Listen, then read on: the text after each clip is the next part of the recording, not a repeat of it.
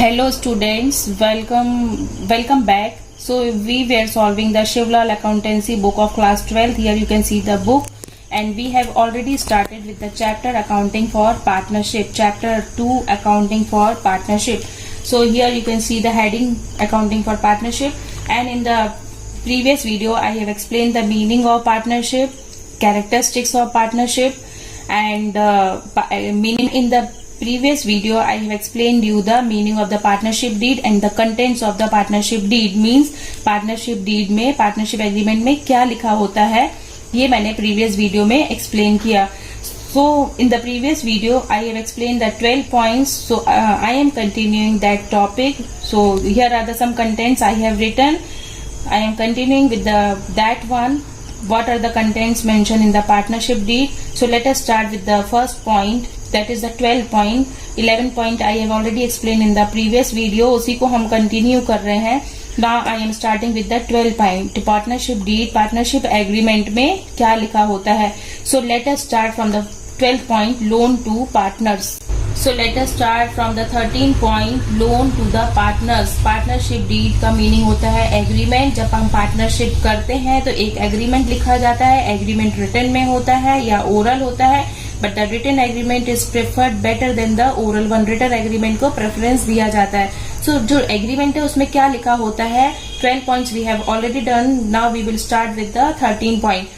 So the loan to the partner, it means that it is clearly mentioned in the partnership agreement that how much loan can be provided to the partners, how much loan can partner take from the firm. एक partner जो है कितना loan firm से ले सकता है. अगर कभी उसको बीच में जरूरत है पैसे की तो क्या वो फर्म से लोन ले सकता है, अपने बिजनेस से लोन ले सकता है, yes or no. If yes, if he can take the loan from the firm, then how much rate of interest he has to pay, उसको कितना ब्याज देना पड़ेगा, is mentioned in the agreement. ये एग्रीमेंट में लिखा होता है. समझ में आया. Loan to the partner means whether a partner can take a loan from the firm or not. If yes, if he can take the loan, then how much rate of interest he has to pay, कितना ब्याज उसको पे करना पड़ेगा, is mentioned in the agreement. Next point is loan to firm by partners. Loan to firm, यहाँ पे loan to partners है. क्या बिजनेस पार्टनर को लोन दे सकती है, और यहाँ पे है loan to firm. Whenever the firm required the amount, whenever the firm needs the loan. जब फर्म को पैसे की जरूरत पड़ेगी तो क्या फर्म पार्टनर से लोन ले सकती है या नहीं. Can a firm take the loan from the partner or not. And if the firm can take the loan from the partners, then what will be the terms of the loan and what will be the rate of the interest. कितना ब्याज firm को pay करना पड़ेगा partner को, it must be clearly mentioned in the agreement. Again listen, suppose there are 3 partners A, B and C, and if the firm required the loan, firm means अगर business को पैसे की जरूरत पड़ती है तो क्या ये पार्टनर से लोन ले सकते हैं या नहीं. अगर लोन ले सकते हैं तो how much interest the firm has to pay to the partner. Firm को कितना ब्याज पार्टनर को पे करना पड़ेगा, must be clearly mention in the agreement. दोनों पॉइंट अलग हैं, आपको दोनों पॉइंट एक से लग रहे होंगे, बट यहाँ पे लोन टू पार्टनर. अगर किसी पार्टनर को जरूरत है पैसे की तो क्या वो फर्म से लोन ले सकता है या नहीं ले सकता है, और अगर ले सकता है तो कितना उसको ब्याज देना पड़ेगा. यहाँ पे पार्टनर को जरूरत है पैसे की, और यहाँ पे लोन टू फर्म, यहाँ पे बिजनेस को पैसे की जरूरत है तो बिजनेस फर्म से पैसा ले सकता है, बिजनेस पार्टनर से पैसा ले सकता है कि नहीं. अगर ले सकता है तो how much rate of interest he has to pay must be clearly mention in the agreement. ये एग्रीमेंट में लिखा होना चाहिए. Clear. Now the accounting and its auditing. So it means that what will be the process of accounting. जब हम business कर रहे हैं, पार्टनरशिप जो हमने बनाई है तो उसमें अकाउंटिंग कैसे होगा. अकाउंटिंग मतलब जो हिसाब किताब रखते हैं, profit and loss, balance sheet, ये सब अकाउंटिंग में आता है. तो what will be the process of accounting, कैसे अकाउंटिंग होगा, and how and when the partnership account will be audited or not, whether the account will be audited. Audited मतलब check होना. तो जो हमने अकाउंटिंग बुक बनाई है पार्टनर्स ने, when it will be checked, ये कब चेक होगी, and how it will be checked, और इसको कौन चेक करेगा, it will be mentioned in the agreement. ये एग्रीमेंट में लिखा होना चाहिए. How, what will be the process of accounting and how and when the accounting book will be audited. ये अकाउंटिंग बुक कब चेक होगी, must be mentioned in the partnership agreement. Now the next point is distribution of work. Distribution of work means in the agreement it should be decided that what type of work will be done by the each partner. Example, 4 partners are there, so what type of work will be done by each partner, कौन सा partner कौन सा work करेगा should be mentioned in the agreement, and the rights and the duties of each partner should be mentioned in the agreement. Rights and duties of the partner should be mentioned in the agreement. समझ में आया? Again listen, in the agreement which type of work will be done by each partner, or the work of the each partner must be mentioned in the agreement, and it is essential that distribution of the work should be done according to the efficiency and interest of a partner.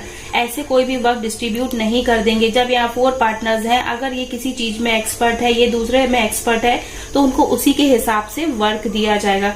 So the work is distributed according to the efficiency and the interest of the partners, and rights and duties of the partner must be clearly mentioned in the agreement, ताकि आगे future में जो लड़ाइयां ना हो, जो dispute ना हो, क्योंकि जब पहले से ही एग्रीमेंट में हमने लिख दिया है कि आपका ये वर्क है, आपका ये वर्क है, तो आगे डिस्प्यूट फ्यूचर में नहीं होगा. Clear? Now the next point. Operation of bank account. As we know that in today's generation all the things are operated through the bank. Salary is done through the bank, salary is paid through the bank, so every activities are done through the bank. So in the agreement in which bank the firm bank account will be opened, ये जो अपना business कर रहे हैं तो ये इनका account कौन सी बैंक में होगा. In which bank the partnership firm will open its bank account, and which partner has the right to operate such account, or how many partners has the right to operate such account. जब इन्होंने अपना bank में account open किया, कोई भी bank हो सकता है, उसमें इनका अकाउंट ओपन है, तो उस अकाउंट को कौन कितने पार्टनर्स ऑपरेट कर सकते हैं. 5 पार्टनर्स हैं, 10 पार्टनर्स हैं, तो who has the right to operate such account must be mention in the partnership agreement. ये मेंशन होना चाहिए एग्रीमेंट में कि कौन कौन से पार्टनर उस अकाउंट को ऑपरेट कर सकते हैं. Expulsion of partner. It means if any partner is not performing his duty well, and if he do the harm to the, if he harms the interest of the firm, if he harms the interest of the firm, or if he is not doing his duty properly, so in that case can the partner be expelled from the firm और not. क्या partner को बीच में से निकाल सकते हैं? अगर suppose partnership में 4 पार्टनर्स ने पार्टनरशिप की है, इन्होंने बिजनेस किया है, इसमें से अगर एक पार्टनर प्रॉपर्ली वर्क नहीं कर रहा है और ये हार्म पहुंचा रहा है हमारे बिजनेस को, तो क्या इसको बीच में से निकाल सकते हैं कि नहीं निकाल सकते हैं? It must be mention in the agreement. समझ में आया? If any partners do the harm to the business, or if any partner is not performing his duty according to the given in the agreement, so that partner can be expelled from the business or not must be mentioned in the agreement. ये पहले से agreement में decide हो गया होता है, इसलिए कभी ऐसा अगर केस होता है इस कंडीशन में हम पार्टनर को निकाल सकते हैं, क्योंकि हमने एग्रीमेंट में पहले से लिख लिया है. Clear? Next point is dissolution of partnership firm. Dissolution means ये firm means business. Dissolution means ये कब बंद होगी पार्टनरशिप, बिजनेस कब बंद होगी.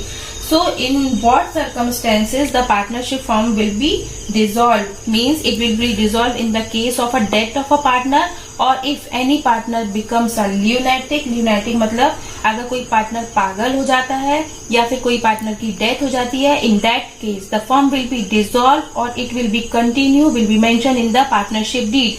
Here I am taking again example. A, B, C and D are the 4 partners. So if there is a death of a one partner, अगर B की death हो जाती है, so the firm will continue or dissolve. तो उसके बाद को firm को कंटिन्यू रखना है बिजनेस को या फिर बंद करना है. और the other cases if she become lunatic, अगर वन पार्टनर एक ल्यूनेटिक हो जाता है, मीन्स पागल हो जाता है, in that case the firm will continue और इट विल बी डिसॉल्व्ड, और it may happen that the partners become insolvent. कभी कभी ऐसा हो जाता है कि कोई पार्टनर दिवालिया घोषित हो गए, इसमें से 2 पार्टनर्स हैं, उनके पास कुछ नहीं बचा है, दिवालिया घोषित हो गए, दे बिकम इंसॉल्वेंट. तो in that case the firm will continue और डिसॉल्व. इस केस में क्या फर्म को हम बिजनेस को आगे चलाएंगे या फिर बंद कर देंगे? It will be mention in the partnership agreement. ये सारे कंडीशंस एग्रीमेंट में मेंशन की जाएगी.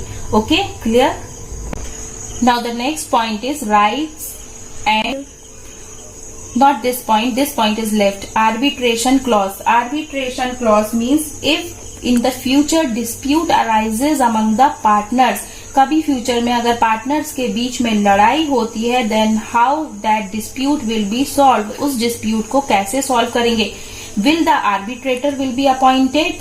क्या थर्ड पर्सन को अपॉइंट करेंगे लड़ाई को सॉल्व करने के लिए, और any other arrangement will be made for the settlement of the dispute. या फिर जो झगड़े हुए हैं उसके लिए कुछ अलग सेटलमेंट करेंगे, या फिर थर्ड पर्सन को अपॉइंट करेंगे. So arbitration clause means if there is a dispute arises. अगर डिस्प्यूट अराइज होता है in the future between the partner, so how that dispute will be solve will be mention in the agreement. जब हम business कर रहे हैं, हमने future में नहीं देखा है क्या होना है. फ्यूचर में तो कभी ना कभी लड़ाइयां होनी ही है. तो वो झगड़े जो हो रहे हैं, वो डिस्प्यूट हो रहे हैं, वो कैसे सॉल्व होंगे, उसके लिए थर्ड पर्सन को अपॉइंट करेंगे या उसके लिए क्या अरेंजमेंट करना है, will be written in the partnership agreement. ये सब पार्टनरशिप एग्रीमेंट में लिखा होना चाहिए. Okay, next point is rights and duties of a partner. It means that if any partner has some special right and duties regarding to the conduct of the business should be mentioned in the partnership deed. अगर हम किसी partner को special कोई right they रहे हैं या special duty दे रहे हैं, तो it must be clearly mention in the deed. कभी कभी क्या होता है, जैसे 3 पार्टनर्स हैं और किसी को स्पेशल ट्रीटमेंट दिया जा रहा है, उसको स्पेशल ड्यूटी दी है, तो बाकी के पार्टनर्स क्या कहेंगे, इसको स्पेशली ज्यादा पूछा जा रहा है. ओके, ये भी फ्यूचर में कभी होता है. तो what if any partner has given special duties और special right, so this should be mention in the partnership agreement. जब पहले से एग्रीमेंट में लिखा हुआ है, तो जो बाकी के रिमेनिंग पार्टनर्स हैं उनको प्रॉब्लम नहीं होगी, क्योंकि ये पहले से इनने आपस में डिसाइड कर लिया है कि इस पार्टनर को स्पेशल ड्यूटी या स्पेशल राइट्स इसको मिलने वाले हैं. So there will be no dispute in the future. Clear. Next point, insurance of a partner. It means that whether the partner will be insured or not. क्या partners का insurance होगा या नहीं होगा, and how the amount of the insurance will be distributed among the partners. जो insurance का जो amount मिलेगा वो partners कैसे distribute होगा, partners में must be mentioned in the agreement. How the amount of the insurance will be distributed among the partner must be clearly mentioned in the agreement. Last point is death of a partner. In a partnership firm, if there is a death of a partner, so the amount due to that partner, how that amount will be calculated. अगर किसी की death हो जाती है partnership में, तो उसका जो अमाउंट ड्यू बचा है, उसको जो पैसा देना है, उसका कैलकुलेशन कैसे होगा, and what method of the payment will be adopted. किस मेथड से उसको पेमेंट करेंगे to the legal heir. What method will be adopted to the payment to his legal hire. जो उसका जो legal hire है, जो नॉमिनी है, उसको कैसे पेमेंट करेंगे, should be decided in the partnership agreement. ये भी partnership agreement में पहले से लिखा होना चाहिए. Again listen, the procedure of calculating the amount due to the deceased partner. In the case of a death of a partner, the amount due to him, the procedure to calculate that amount should be mentioned in the partnership agreement clearly. So here we complete the points which are mentioned in the partnership deed. So again have a look from the 13 point. First is loan to the partners. Whether a partner can take a loan from the firm or not. If yes, then what rate of interest he has to pay.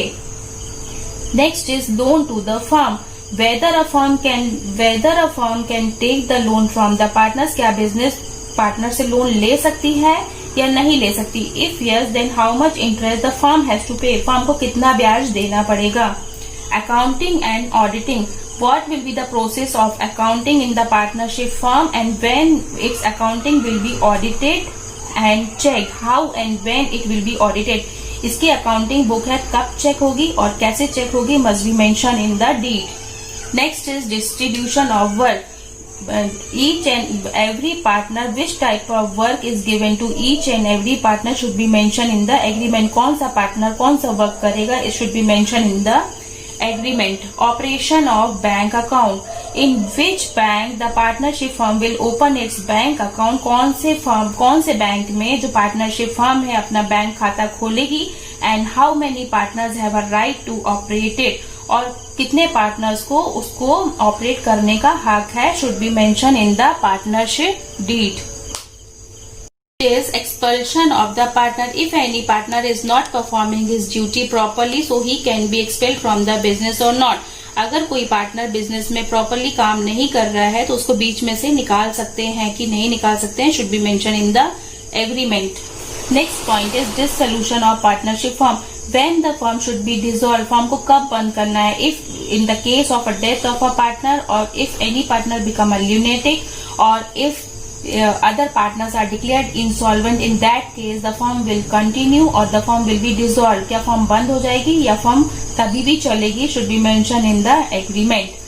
Next is arbitration clause. Arbitration clause means if there a dispute arises among the partners, so how that dispute will be solved. वो dispute को कैसे solve करना है should be mentioned in the agreement. Right and duties of the partners. If any partner has given the special duties or the special right he has given, any one of the partner has given special duty or the special right should be clearly mentioned in the agreement. Insurance of a partner. Whether the partner will be insured or not, and if the insurance is done, then how the amount of the insurance will be distributed among the partners. Insurance का amount partners में कैसे distribute होगा. And last one is a death of a partner. In the case of a death of the partner, how the amount will be calculated and how the amount will be given to the legal heir of a partner. जो उसका nominee है उसको कैसे amount को देना है, कैसे amount का कैलकुलेशन होगा, that will be mentioned in the agreement. So here we complete the contents of the agreement. Agreement में क्या क्या लिखा होता है पार्टनरशिप करते समय, ये सब हमने पढ़ा है. So I hope that you have clear all the points, and if you like the video, if you understood the concept, then please do the comment in the comment section. So the next topic we will do in the next video. Till then, take care. Goodbye.